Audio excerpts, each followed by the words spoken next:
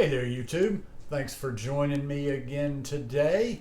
I'm just making myself a little treat here this afternoon, and I thought I would share it with you. It's kind of a very loose recipe. This is a recipe somebody sent to me, God, several years ago, at least 3 or 4 years ago, if not longer. And I made it once or twice and really liked it, but I haven't made it since then, and it's been in the back of my head ever since. And like with a lot of recipes and a lot of things that I get and I share on here, I took the recipe and I basically just got it down to what I consider the necessary ingredients. There's some extras and stuff, don't even really remember what they were, but it just didn't feel like they were necessary. So first off, gonna put a cup of rolled oats into my cheapo food processor. And then I'm just going to process this into a flour consistency real quick.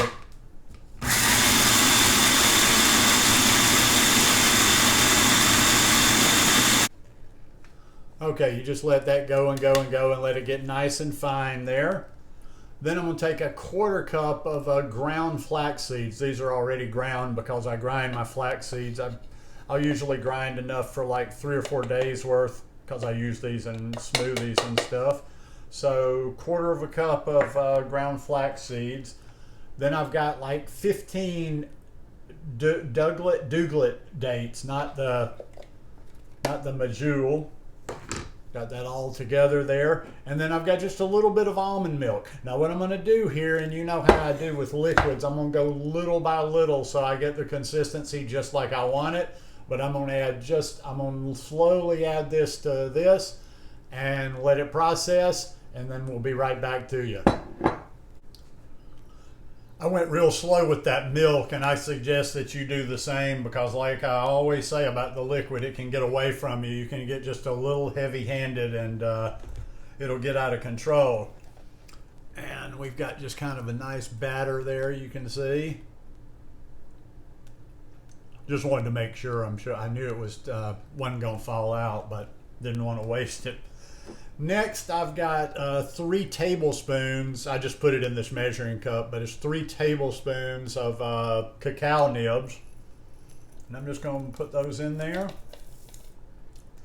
And I'm not going to process this because I just chop it up. What I'm going to do here is I'm going to kind of mix this together, and I'm going to roll it into a ball, and I'm going to put it in the refrigerator here overnight. And that's another thing about the liquid too, why you have to kind of find that just that perfect point. Doesn't have to be perfect though, but it's going to get a little bit thicker, so you have to anticipate that with whatever almond milk that you're using in there, however much you're using. So what I'm going to do is I'm going to roll this up into a ball, and then I'm going to put it in the refrigerator overnight, and then we'll make it into ice cream tomorrow. I had to call an audible. This is kind of an out of sequence clip right here, and this is actually I think 2 or 3 days later after I made the cookie dough. But as I was editing the video, I'm sitting there editing it, and I realized I left out one of the key ingredients, which I'm prone to do. I've told you many times I'm pretty senile, and that would be the chocolate chips. Now I use cacao nibs for my chips, but the way you do it too is that you don't just add them in there. This recipe, you take 3 tablespoons. Before I would have put that in the refrigerator to let it settle for the night. What you do is you take 3 tablespoons of cacao nibs, and you kind of fold them into your dough. You don't put them in with the blender. You just kind of like take the dough and kind of work them in as best you can. You'll get a few more chips in one area than the other. And it was fortuitous that I just actually had a visual prop to have this morning, because as I was editing, I was finishing off the cookie dough in a bowl of ice cream. And I can definitely tell you this is good stuff. So anyhow, okay, now we will move on to the ice cream portion of the video. I've got just some frozen bananas, We're going to make plain frozen banana ice cream. and then I'm going to try something. You know, like I said, I think this is maybe only the second or third time that I've made these, and I'm going to play around with them as I use them, because this isn't going to, what I'm making right now isn't going to take that whole batch of dough. That batch of dough is going to last for a while. It did turn out good, I will tell you that. And one other little side note that I would have probably done if I had it around the house, but it wasn't a necessary ingredient. I would have probably added a little bit of vanilla extract in there, maybe added a teaspoon of vanilla extract in there if I'd had it. But I'll tell you what I'm going to do. I'm going to put this is my $35 cheap Black & Decker food processor. And I'm going to take it, I'm going to let it run just a little bit. I'm not going to make it completely, and then I'll be right back and show you what I'm going to do.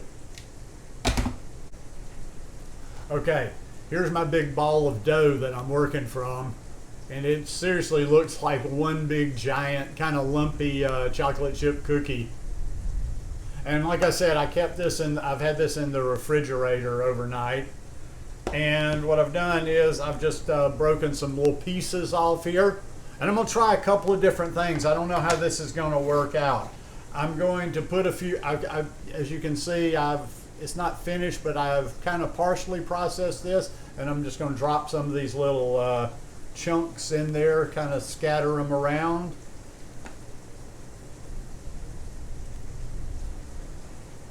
And then I'm going to put that back on and process it. And then I'm going to add some more bananas in there. Like I said, I wanted to kind of do this as I went. I was debating whether, I don't know how this dough is going to hold up. I don't know how it's going to get hit by the blades in here. So I was kind of debating between mixing it in like this, which I think if it works, it'll be like more authentic like than ice cream, because it'll just kind of be broken up and scattered around in there. Or if it's going to tear it up too much, and then in that case I would have just taken these little chunks and just folded them in, you know, kind of like made my ice cream, and then like put a little bit of ice cream in the bowl, put some in there, and just kind of worked it in like that. But I'm going to go process this, and I'll be back and I'll tell you how it came out.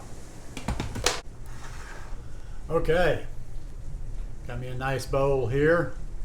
Now, as I was putting this in the bowl, I used my spatula and tried to feel around and see if I felt any lumps in there, because like I said, I wanted it to be like good old-fashioned chocolate chip cookie dough, where you know you had little chunks of cookie in there and not just broken totally apart. So did pretty good.